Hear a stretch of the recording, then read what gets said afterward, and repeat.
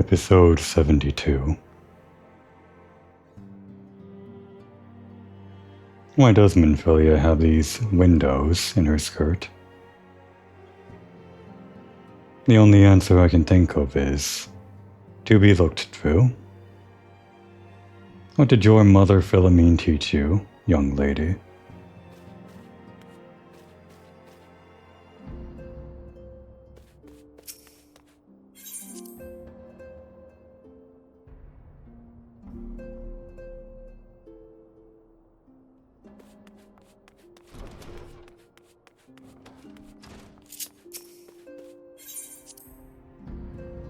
I have some vague memories of what's happening.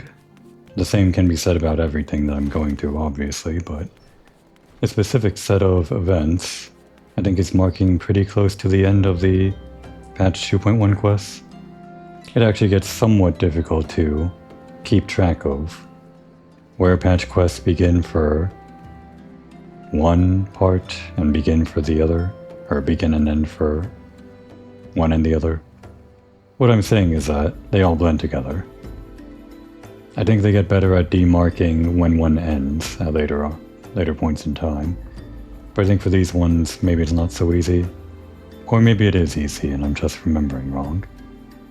Anyway, we're on the tail of the White Ascian, the white-robed Ascian, and he's been kind enough to wait for us while we took a break between episodes.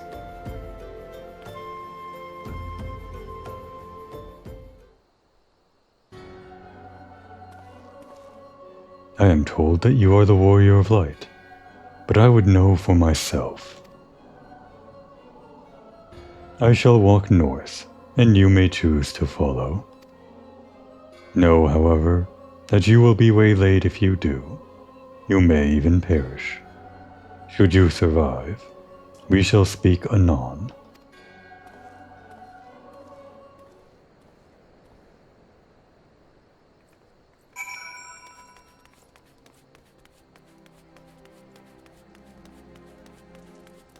Come on out, Pee-pee. I choose you. It's only now occurring to me that my little Pokemon companion I chose to be the color of a Pikachu. Not like a huge coincidence, yellow's a pretty common color, but as far as mascots go, plus the red accessory color or secondary color or whatever.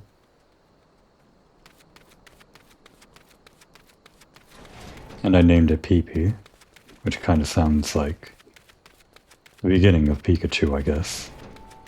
All coincidence, but really I was just naming it after Kiki from Wisteria Wand and Sword, that little cat companion. Wasn't thinking of Pikachu.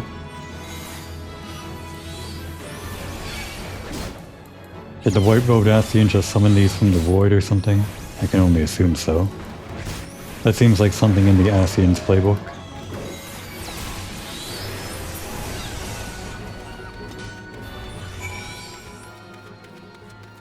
Of course, we could have flew over all of this. Not really. We have to do these for the quest, but presumably we're walking to follow the Ascian north, but in a sense, we could just fly there. We have flight unlocking.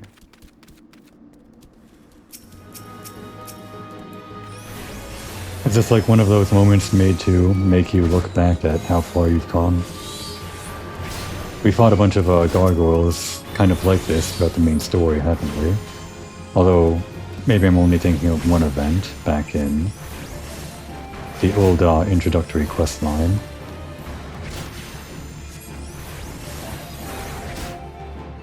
We should get our Chocobo out. One of the rare moments we actually get experience for it.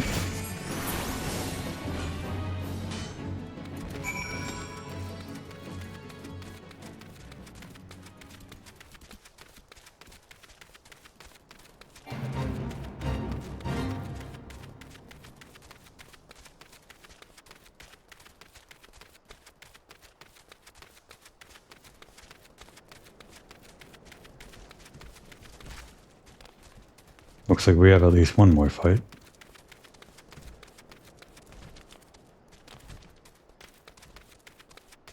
Is that toad gonna get in the way? My summon's doing AoE. Oh, actual Ascians then. Well, whatever. If he gets caught in the crossfire, whatever. Ah! That's why I don't like those toads. Carbuncle, if you would, a barrier.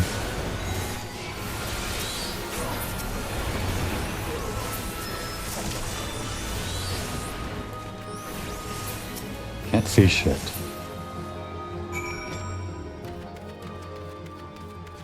You did that on purpose. You summoned those guys near the toads on purpose.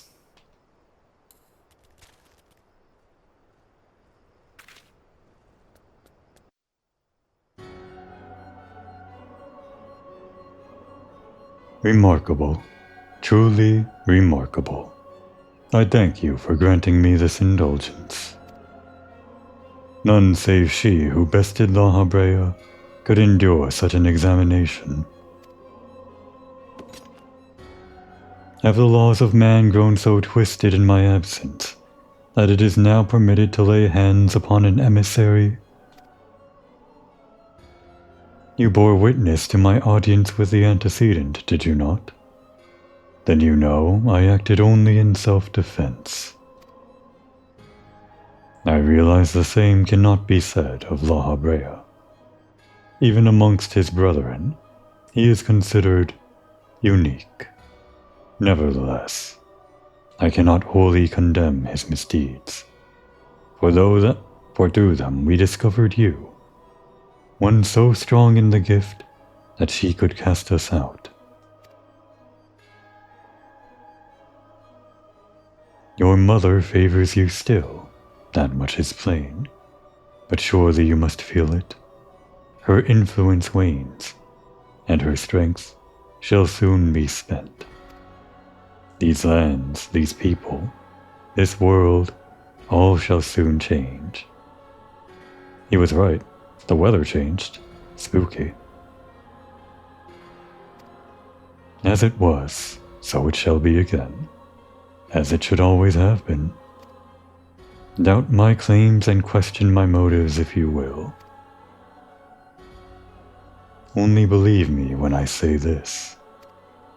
I am Elidibus, emissary, bearer of the word of the one true God, and we shall meet again. That's Elidibus.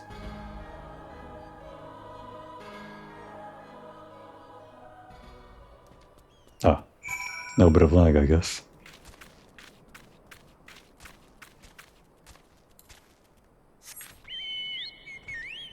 Guess it wasn't the weather that changed, but just the sun rising. Or maybe it went from cloudy to clear skies. Was it cloudy before? I don't know.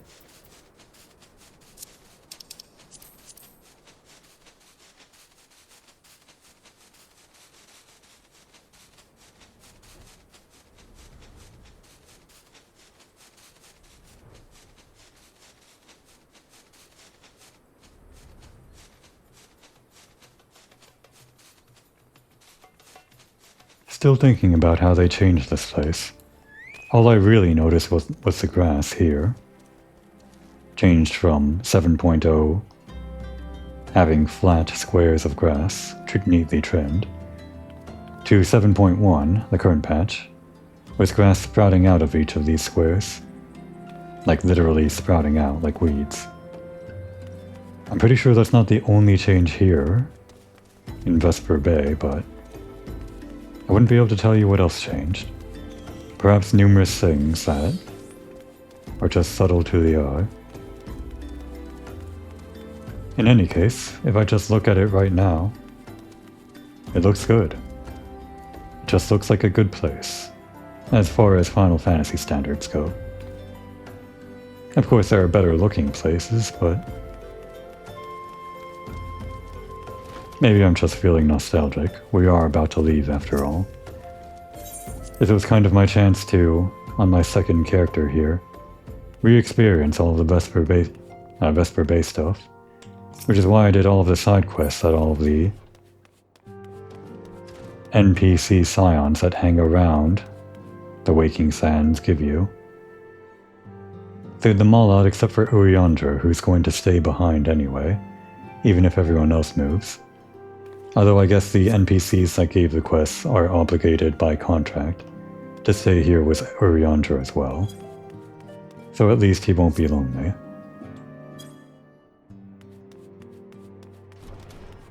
Someone has to keep the lights on.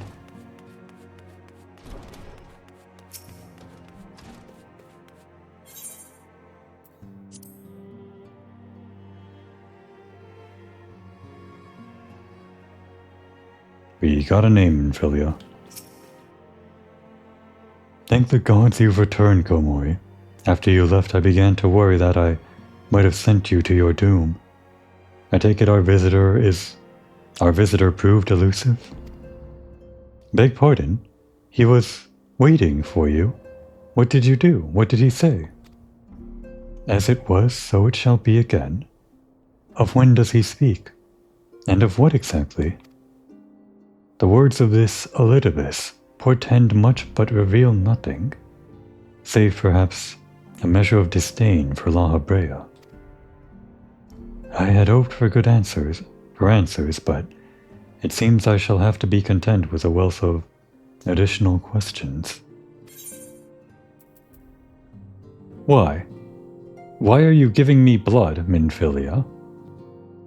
How is this good to me? Honestly. This is the kind of stuff I throw away, you know. I throw it away after I kill a monster and this magically appears in my inventory. This isn't even that rare, is it? Whatever. Really, Minfilia, what did your mother teach you?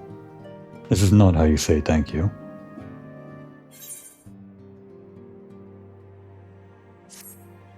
Let us set aside the matter of this Ascian until we have completed our move to the Rising Stones. There is but one final favor I would ask of you before I depart. I believe I mentioned before that my father was a member of the Alamegan Resistance. The truth, however, is more complicated than that. I was actually interested in this. I kind of forgot this detail if I ever had it stuck in my head.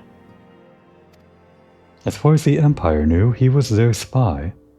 He maintained the deception for nigh on half a decade, furnishing the Resistance with vital Imperial secrets, while feeding his paymasters subtly conceived misinformation. When he died some 15 years ago, my father left behind his journal, which I have closely guarded ever since. It contains every shred of information he and his agents could steal on what they believe to be the single greatest threat to Eorzea, the Primals.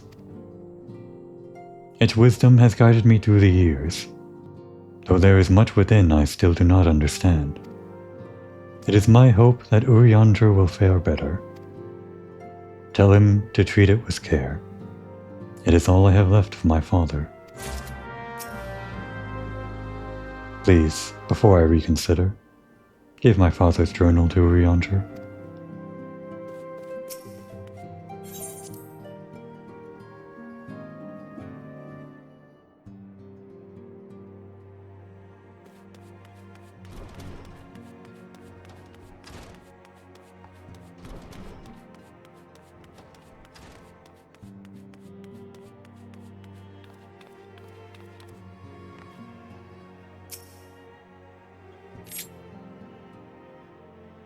Pose. I thought thee departed. To what end dost thou linger? The legacy of Minfilia's father, who perished in the parade incident of 1562, when Agabu broke free of its magical fetters and ran amok through the streets of Ul'dah, contains a wealth of stolen Imperial research on the Primals, as well as other information which has yet to be deciphered. That Gabu incident is of course what I'm referring to, or what I have referred to, in a previous episode, being brought up several times for Minfilia's backstory. I think it might have been a 1.0 opening cutscene situation. Minfilia was probably, I believe, a kid during that time when the Gabu broke free. Philomene was there to rescue Minfilia after her father died. Like in the very same scene, not just after it, but that's why Philomene mentions being attacked by a Gabu, or memories of being attacked by a Gabu after we save her from one, a reference to that incident. And of course Thancred was there, but I think I only watched the cutscene one time in a retrospective video on 1.0 or something like that. I'm pretty sure it was a cutscene anyway. Maybe my mind is just building memories for me. Anyway, the journal. The father's final bequest, the daughter's lifelong labor. It is no small thing to surrender such a cherished memento. Well can I imagine the antecedent's pain. Upon mine honor, I swear to spare no effort in the study of these materials, lest my lady's sacrifice be in vain.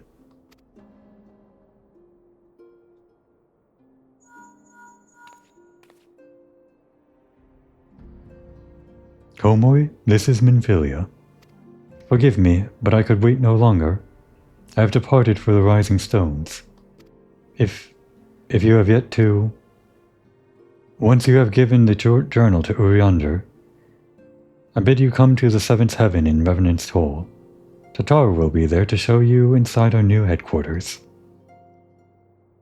Assuming you have already attuned to it, you may wish to make use of our new Aetherite here in Revenant's Toll. After all, it is right on our doorstep. Guess she had some trouble with the thought of leaving the journal behind. Didn't even want to stick around for it to happen. Funny girl, that Minfilia. Bye, Uriander. We'll finish your quest sometime. Once I have obtained desperate measures.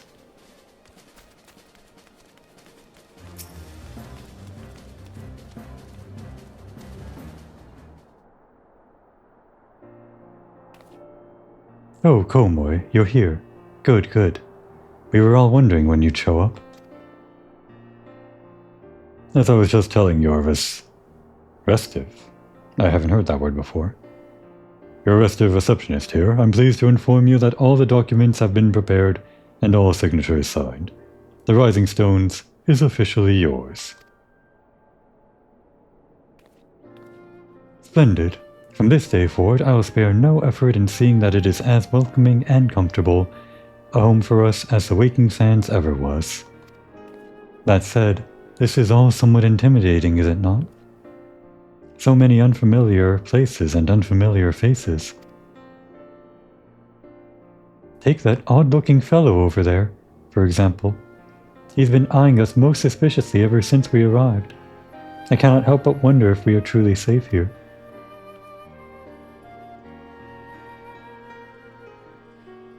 Ah, that man. I can't say I've spoken to him myself, but rumor has it he's come to hunt for ancient treasures in the Crystal Tower. You've seen the structure I speak of, no? It'd be hard to miss. It'd be hard to miss it. That massive pillar of shining crystal that looms high on over the land, just to the southeast of here. If the tales are to be believed, it's a remnant of some ancient civilization.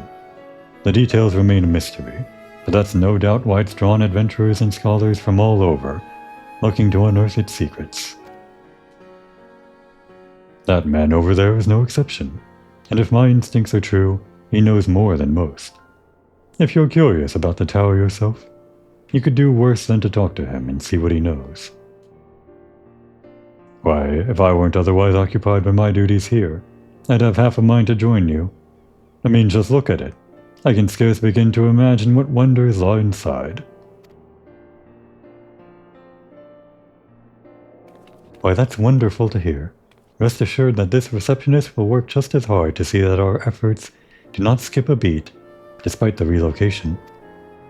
And with that, Komori, I do believe it's time you officially announced your presence to everyone inside. The antecedent and the others will surely be overjoyed to see you.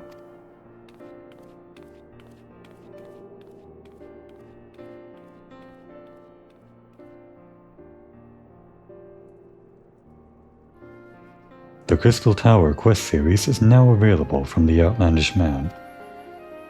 In order to progress in the main scenario, you must first complete certain quests in the Crystal Tower series. While you are gained a respite from your duties as a Scion, use your time to probe the depths of the Crystal Tower and see what ancient secrets may be gleaned. Interesting. I wonder if that was always there. What I mean is that we've passed by this guy a couple of times, and I took note of his blue icon marker above his head. It was notably not a red one indicating that there's a prerequisite before you can actually accept the quest. But according to that tooltip just now, we could not have accepted this quest until just now. And of course, this was only a later requirement that they added in. You did not need to do this series of quests to progress the story until a later point in time. That introduction to the questline, the Crystal Tower questline, probably already existed back when that cutscene originally existed in 2.1's release. They probably used this as a clever introduction to the series of raids that released on the very same patch. But, that's neither here nor there. We're going to have to do that eventually one way or another. We'll start on that pretty soon. Welcome to our new home, the Rising Stones. Isn't it lovely? But why are you standing around here talking to me? Everyone's waiting for you inside.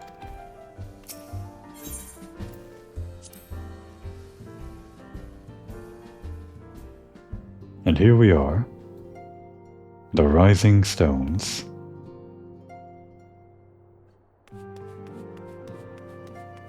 Notably, a different feeling, isn't it? Compared to the Rising Sands? No, the Waking Sands.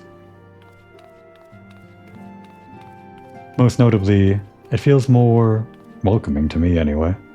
At least, maybe that's just because we have a proper foyer now. The Waking Sands was hidden away in the basement of some kind of... I don't know what our front was. Chatarta sat in the upper level, of which there was only one room, and I guess manned the gates there. While this, I guess, is still hidden behind the secret back door of a bar, but at least it feels more welcoming to walk in here. As soon as you walk into the Waking Sands, you're met with a kind of hallway that branches off either into the antecedents main room where all the story takes place, as well as the side room where Urianger takes claim, as well as other NPCs with side quests. But because of that structure, I always felt like it was kind of claustrophobic walking in there. This one just has a nice entry to it. It feels kind of like a cafe even, with all the nice chairs around for the NPCs to lounge around in. I guess this is basically our side room, equivalent to the Waking Sands, where Urianger sits around and all of the other NPCs gather. We also get to see a bunch of other NPCs hang out over here, and over there, sitting in the chairs, and wherever else. Get to talk to them every now and again, and I guess we'll start by doing that.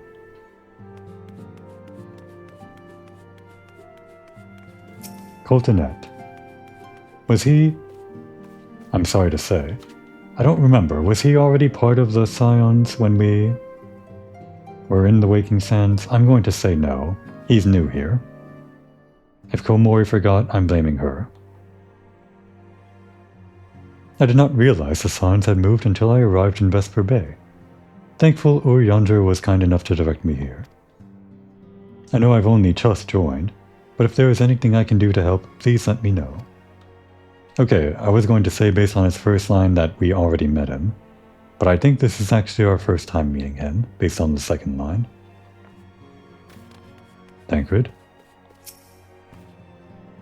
As ravishing as ever. Perhaps, for old time's sake, she would... Gods, Komoy, don't sneak up on me like that. We bards are an easily startled lot. Really, Tancred? That's someone's mom. Well, I mean, that's not like a hard rule to exclude her from anything. I'm just saying. You know her daughter. That's all I'm saying. Is there a hard rule against that? I guess the office, if that teaches us anything. This would be a bad idea. Don't date your coworker's mom.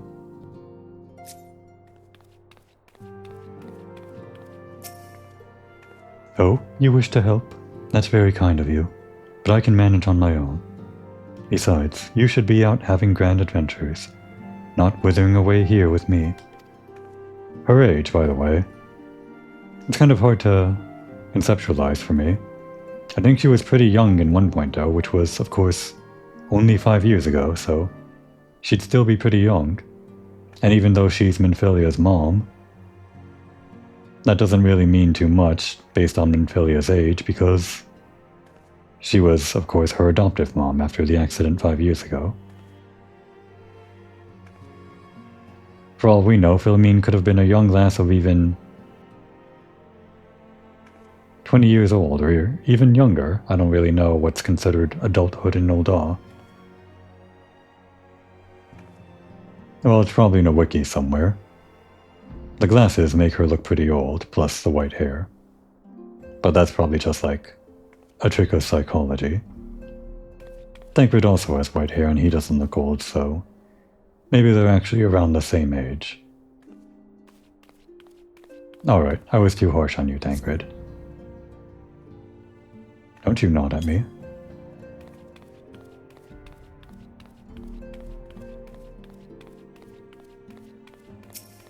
Hoary Boulder. The horror. The horror. What horror? So here we are, completely independent and unquestionably neutral. Or, at least more so than before. Truth be told, I cannot say that it feels that different. Of course, Ida begs to differ.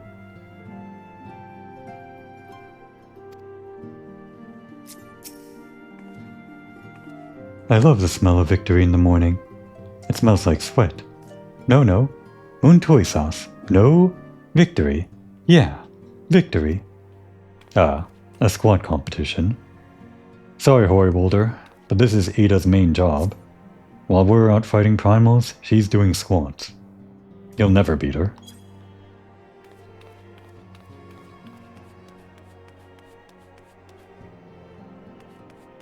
Just inspecting the facilities.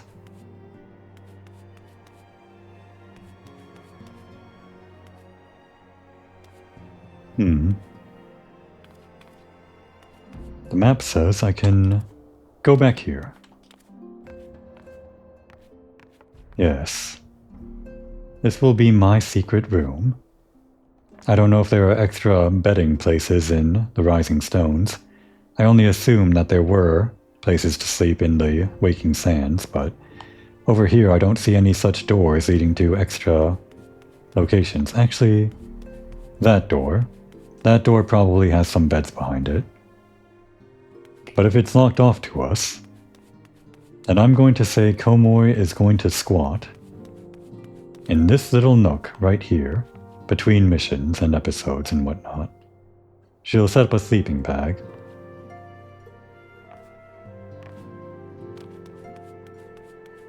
There's probably no shortage of inns or something, but I don't think there is an inn over here in Mordona. Not like the main city-states, so whenever we're here and we sign off, Komoy will be sleeping behind that set of boxes.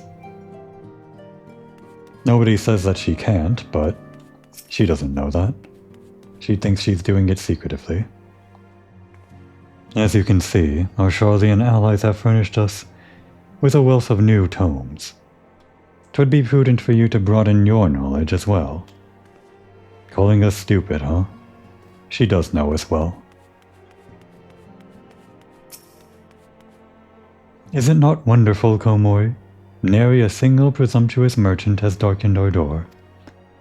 I know full well they will come in time, but for now let us enjoy that respite.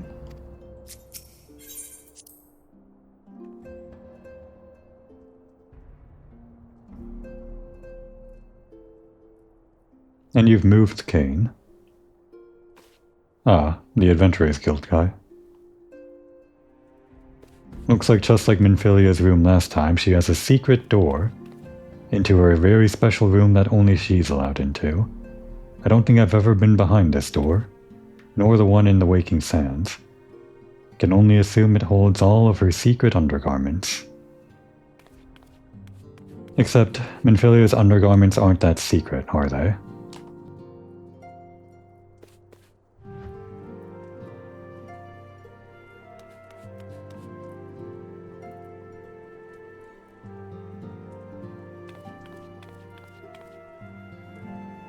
It is already fairly cozier than the praying sands.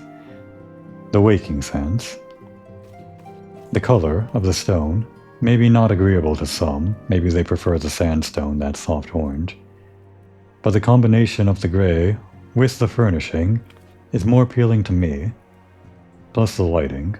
Something about this is more friendly to me. I approve, Minfilia. Not that it matters.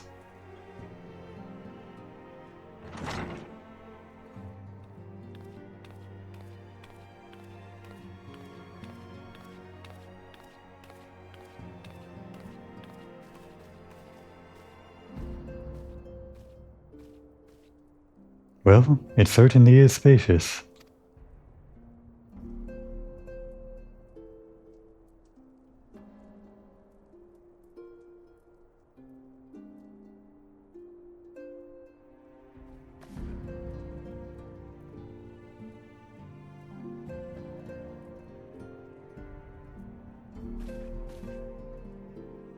Today marks the new beginning for the Scions of the Seventh Dawn. For today we declare our independence. We shall henceforth be beholden to no nation, but serve all of Eorzea's people proudly and openly. But this does not mean that we will sever our ties to the Eorzean alliance. On the contrary, the antecedent and I shall endeavor to strengthen them. Rest assured, however, that we shall not permit political considerations to influence our decision. Our identity remains unchanged, as does our cause. We are the Scions of the Seventh Dawn, and our single purpose is to safeguard the future of Eorzea.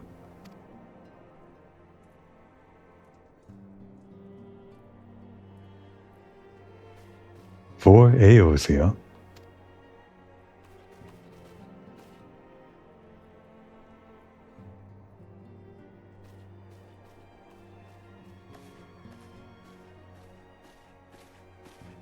A moment of your time, Komori. I would speak of Elidibus.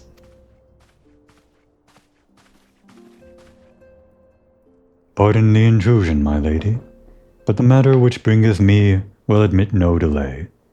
Mine every attempt to contact the students of Valdesian has been met with silence. No one will respond? How odd. Allow me to try.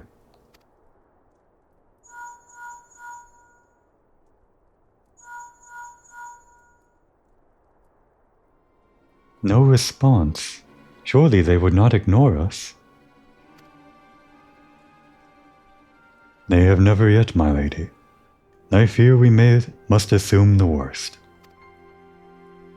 No, I will not believe it.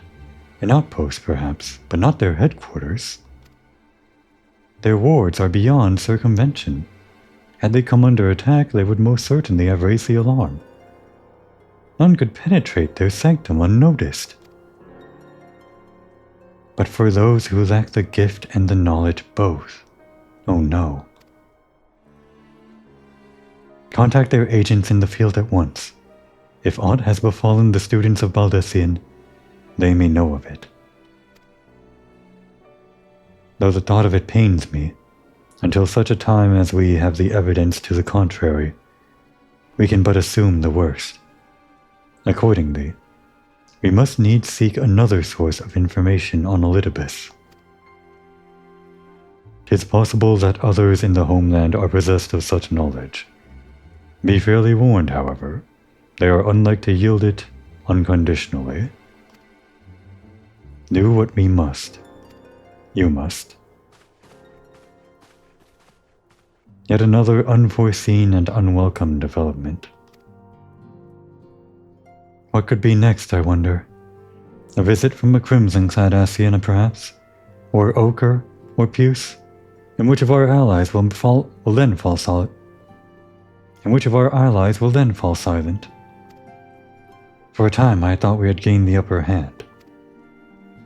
When you shattered the crystal of darkness and cast out La Habrea, I dared to hope that we had found a way to rid ourselves of the Asian menace. But I was wrong. He endures and he may yet return. Upon that point, I have no doubt that Elidibus spoke true. Yet there must be a way to destroy them utterly, a way to spare this world their unholy machinations. I dare not consider the alternative. There are forces at work we do not understand, Komoy. I discern them all around, in disturbances too great and too numerous to be dismissed as mere coincidence. Doubtless the Paragons are involved, but how and to what end is far from clear. I know not of what will come, but I do know that we will rise and meet it as one. Ah, my stalwart hero. Your face is a picture of resolve. I know that you will be ready when the time comes. With luck, however, that will not be for a while yet. Pray return to your private affairs with my blessing. Should anything arise, you will be informed.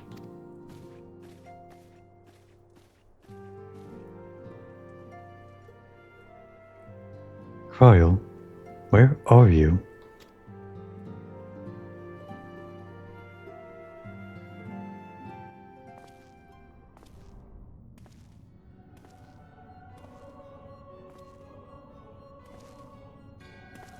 Your intercession was not foretold.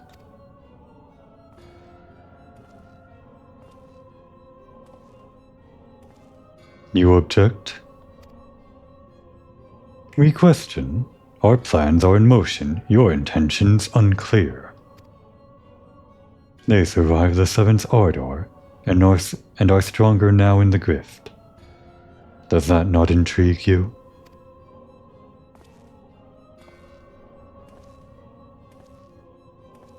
No, it does not. Serve as you will, so too shall I. We labor not at cross purposes. The wisdom of his plan shall become apparent in time, when the veil is lifted from their eyes, and at long last they see.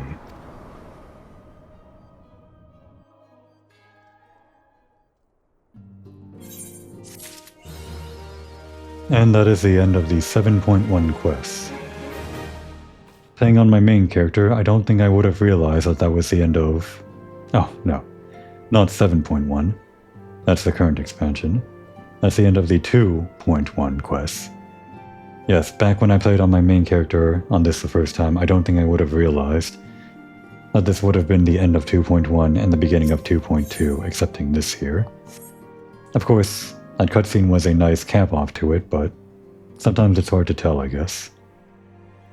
But with that, we will pretend not to see Minfilia's quest marker. She said she'll contact us when we have more to do, and that'll be something that we decide for later.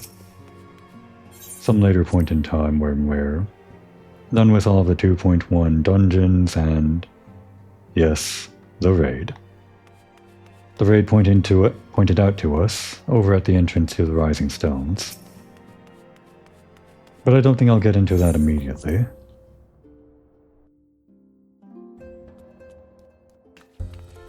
With the time we do have, wonder what I'll spend it on. There's no shortage of blue stuff to do around us, but only some of those are things that I'm ready to do in 2.1.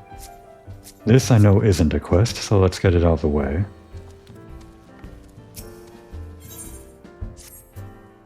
Your reputation precedes you, Komoy. In fact, it's for that reason that I'd like to introduce you to someone. That minstrel at the end of the bar wandered in here the other day. Said he was seeking inspiration for a new ballad, the sort only an adventurer of distinction could provide. Who better than the woman who saved the world to give this minstrel the stories he seeks, eh? Humor the gentleman, I say. And we know this man. We've met him before, as part of the Rising event, back when I started out this character. Of course, you would have met him several times before the actual Rising event, or at several Rising events prior, because you talk to this guy every time you want to unlock some special endgame content. I guess, chronologically speaking, this would have been the first time you actually talked to him, back when A Realm Reborn came out. This is actually 2.0 stuff, not 2.1 stuff.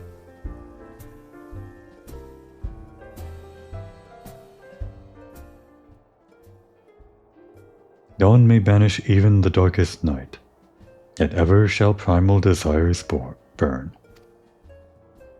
Two swords shall vie to lay them low, a blade born of light, and a blade forged of might. Alas, man may entrust his fate unto but one. Lest you wonder, these are the words of Archon Louisoix. While not written as poetry, I find poetry within them nonetheless. Years ago, when I arrived in this land, I was beset with peril day and night, forced to endure countless trials which tested my mind, my body, and my faith. And I am not ashamed to admit that I would have faltered, had it not been for the help of a handful nameless adventurers. Honest men and women, who proffered the hand of friendship to a weary soul, and led him safe from the darkness. When I look upon you, I am reminded of them. I can tell that you are well-traveled, and possessed of both constancy and character.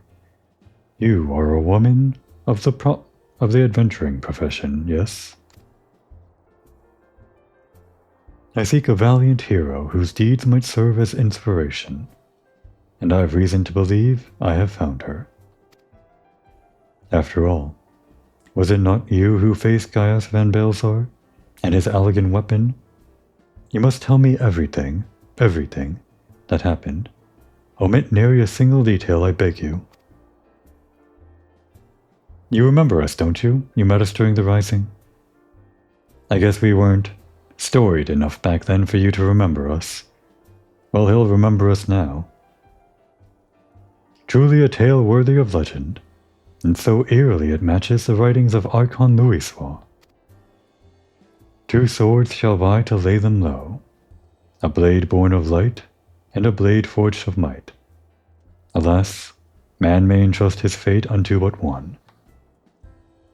I guess referring to us, the blade of light, and Gaius, the blade of might, both of them trying to take control of Eorzea and guide it unto a better tomorrow. Of course, Gaius being kind of guiding it unto a not strictly better tomorrow, but still trying to wrest control so that he can guide it to the future that he envisioned. Now as for who we're trying to lay low, I guess that would be the Ascians, or whatever bigger threat there may be on the horizon. Just my interpretation.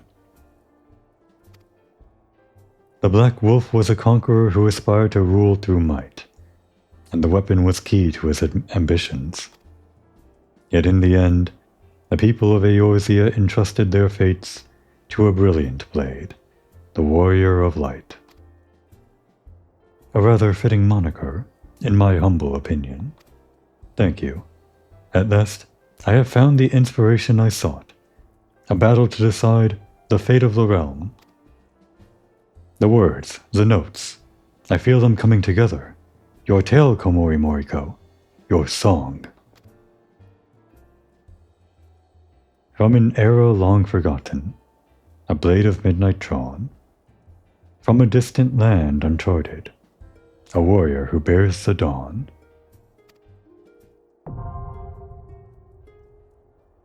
Is that my theme song?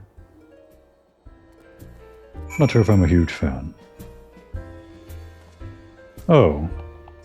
Normally these just unlock the trial, but I guess we actually have to complete this to complete the quest. I was just doing it to unlock it and never do it again. Huh. Is there more story after we actually beat this? This is basically, I guess what you could call,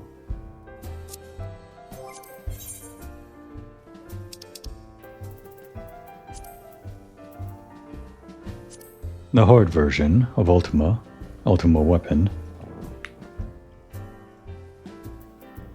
These Howling Eye, Naval, and Dorm March trials, which, even though they're called hard mode, are actually normal mode because they're the 8-man versions of the previous 4-man versions, which were easy mode. But this one is an actual hard mode raid. I believe it's, even though not in name, an extreme trial. So we won't be able to take that on. Even if we were to try to enter the duty finder for it, it would only match us with mentors and other people searching for the same thing. No. If I want to complete this quest, I may have to take desperate measures, but one thing at a time. Still got time before I want to wrap up. Now that we're ready to take on 2.1 stuff, I think one of these quests here will do. Let's see. Not that one.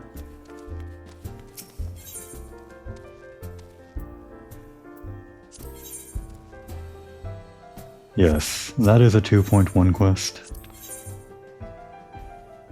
Not that one. Oof, this guy has a lot.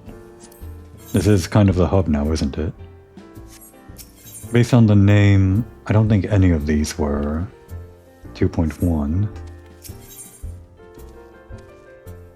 But this one was.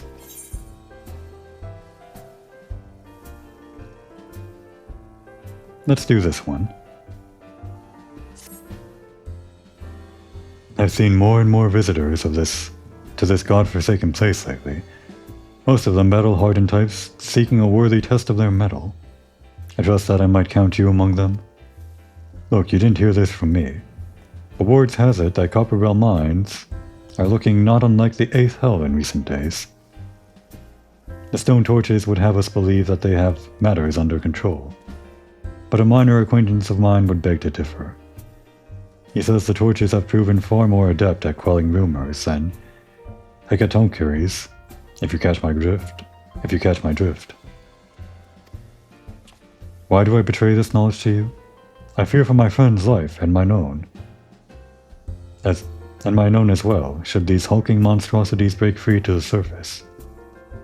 If it's a challenge you seek, what say you accidentally find your way to Copperbell and proffer your services? Well, we're off the job, and Komori has nothing to do. Overhearing something in the bar, she might as well go ahead and go back to the mines and bully these guys again. As far as I can tell, that's the only plot we're doing here. Just going back to finish the job that we started. I fear we can expect most of the same from these side quests. They're just hard versions of the dungeons that you already went through. So in terms of story, I'm not sure they'll add much to it. Just go back and beat them up again. But in terms of design, they are more interesting. An adventurer, baseless rumors notwithstanding, I can assure you that your meager talents are not needed here. No hecatoncheries have returned to the mines, and even if they had, the stone torches would be seeing to the threat swiftly and ably, as is our wont. I know not what you just heard, but it was most certainly not the tortured scream of some unfortunate miner being consigned to the maw of a bloodthirsty giant burst from the god-forsaken depths. Ah, seven hells, it's true, all of it. We thought we had seen the last of them, we did. Oh, seen the last of them, but we were wrong. Horribly, dreadfully wrong. Let our guard down, we did. And now Copperbell Mines is overrun with a damned legion of the fiends, each one nastier than the last. We've already lost scores of our men to the chaos. The few that have returned alive claim that even the once docile Spriggans have gone mad, falling upon the poor miners in droves. So much for being harbingers of wealth and fortune, eh? The stone torches are loath to lean on the strength of outsiders, but I cannot in good conscience place full pride before the lives of good men any longer. You've reclaimed the mines once, the torches, nay, the entire nation of Ul'dah would be forever in your debt if you perform the deed again. I beg of you, friend. Banish those fiends to the depths, that they may never resurface.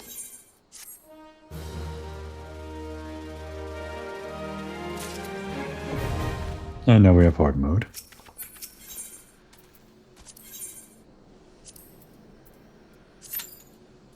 "18 minutes? I'm still in a populated world, but that just goes to show how late of a time it is at night.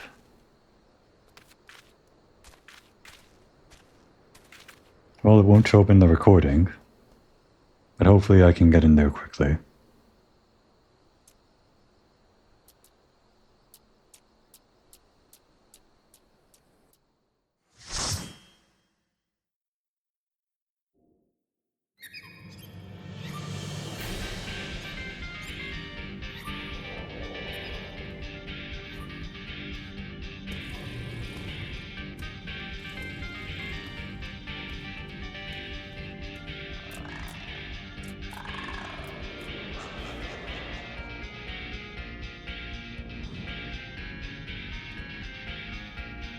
The wait was bad, but not too bad.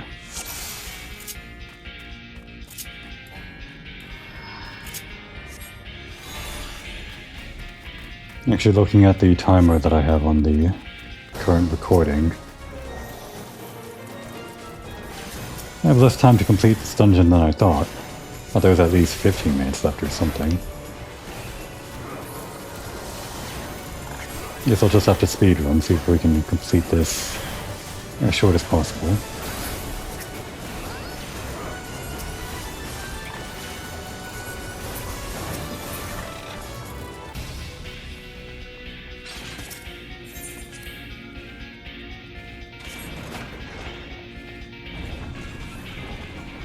Feel bad for tacking this on to the end of the Rising Stones episode, basically. But I guess this is kind of fitting. There are a lot of stones around, and there's an uprising of these Hecatoncheires or whatever. They're always uprising, these guys.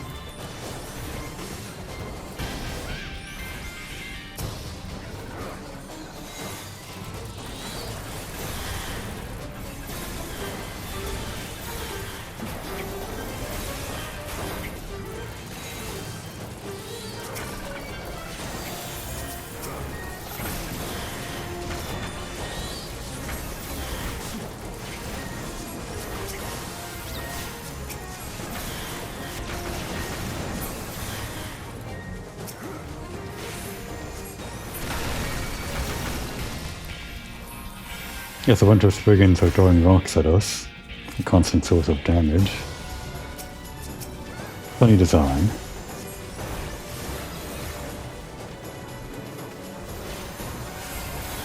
Of course, these hard mode dungeons kind of use mostly the same layout and architecture as the normal mode versions of the dungeons.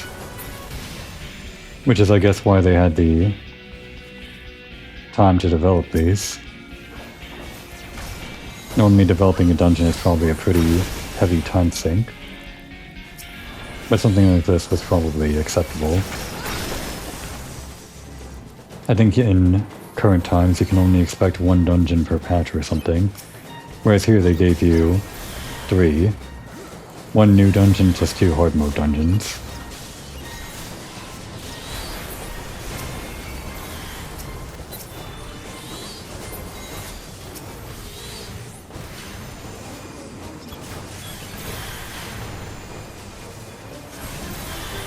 And of course, despite being called hard mode, they're still the same difficulty as a normal dungeon. I guess it's just mechanically maybe a bit harder than the normal version of the dungeon, because they changed the way the bosses work. This was a pretty early dungeon we took on, right? I think maybe the second, or no, the third dungeon we took on. A giant.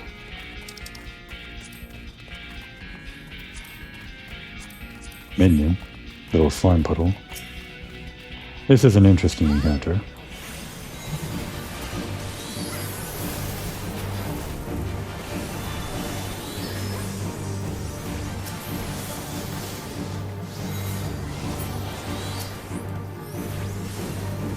Basically, we're being chased by fire on that platform behind us. We have to stay ahead of it.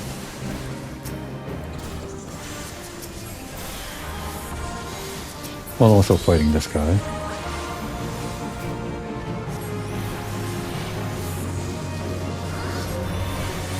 Hope I got that barrier off. Or maybe he was stunned. Well, the fire's pretty close now, and we're up right against the barrier. Oh, it came from the flame bow. I should have been attacking that guy to stop the attack. My bad.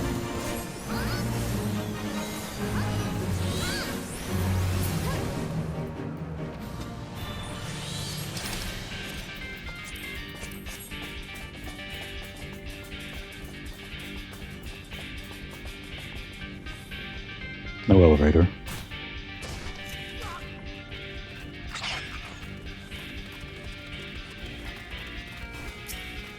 Are they going to help with the rock?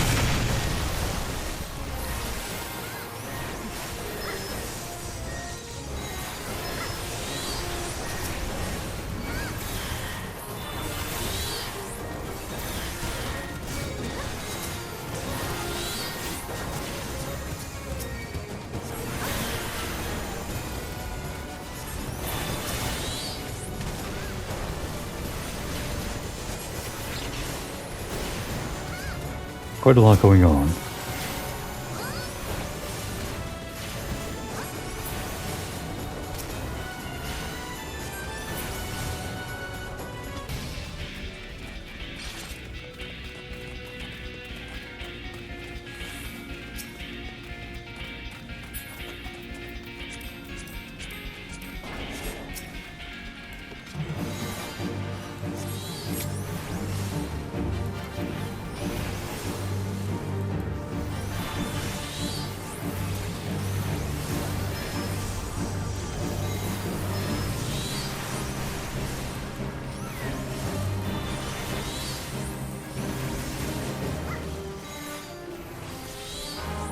Where's he going?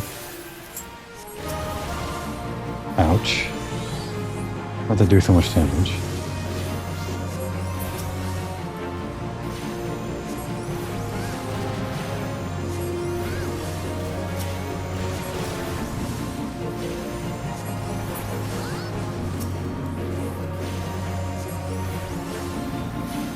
Let's stand away from the guys targeting.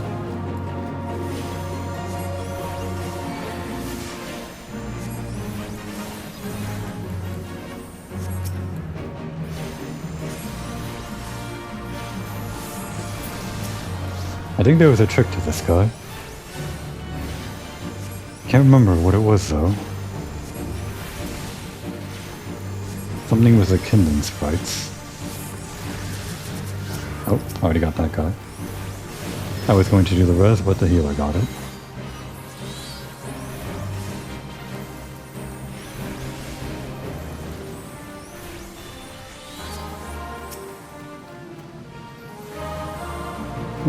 Something with his blasting device.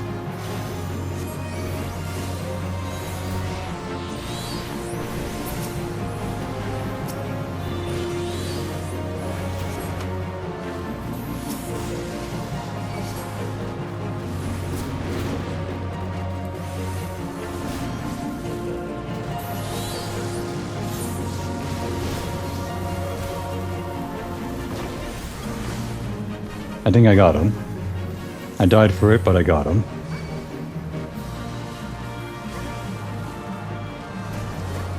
At least I think I got him.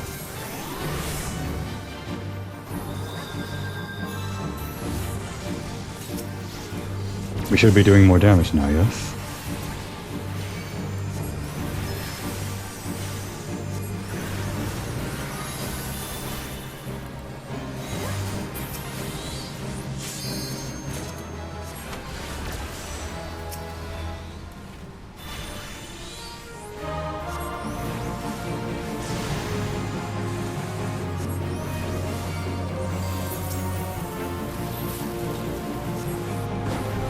Nope, just hit myself.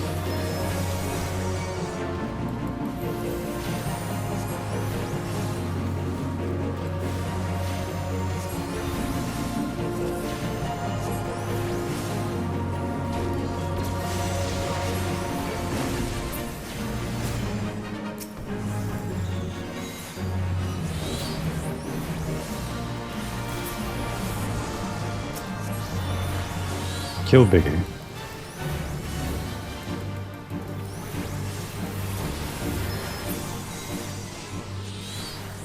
Yeah, I definitely had to use the bombs there, but I don't think any of us knew what to do.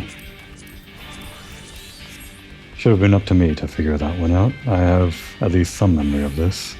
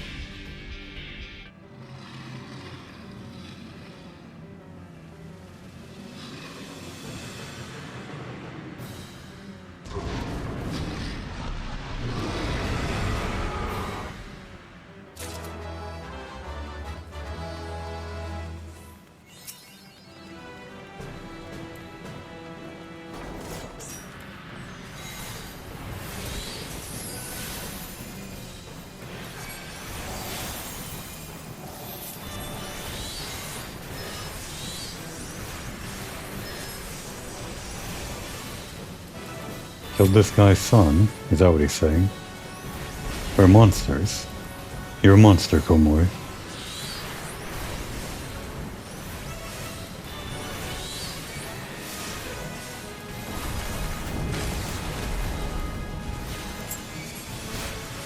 Ah, I am under attack.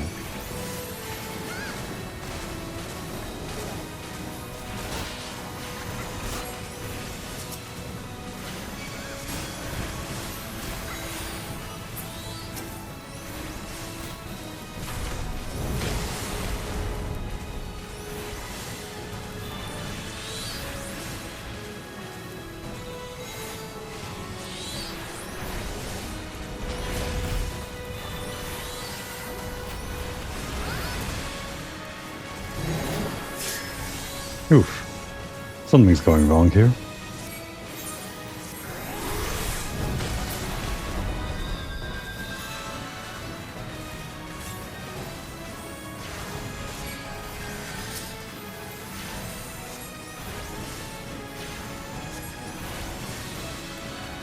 Have to re-summon Carbuncle every time.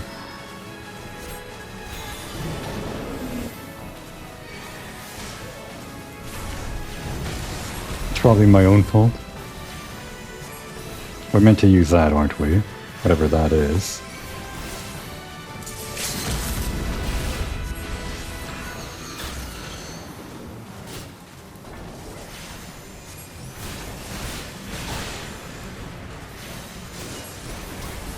Couldn't survive one more hit.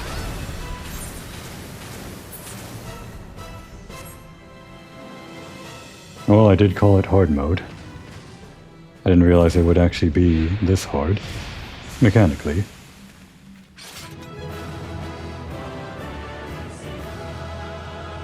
They're not all that hard, I don't think.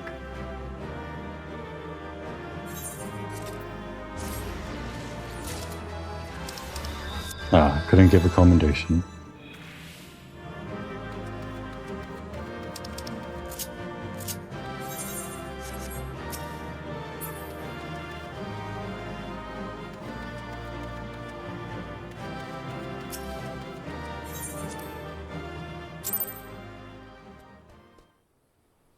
Alright, Komori Moriko is officially sobered. She was feeling a go-getter attitude as soon as she moved into the new lodgings. The first quest she went to immediately after that was almost complete failure. I mean, we made it through, but it went pretty badly. Definitely time to reconsider heading out there. Now would be a good time to take a break.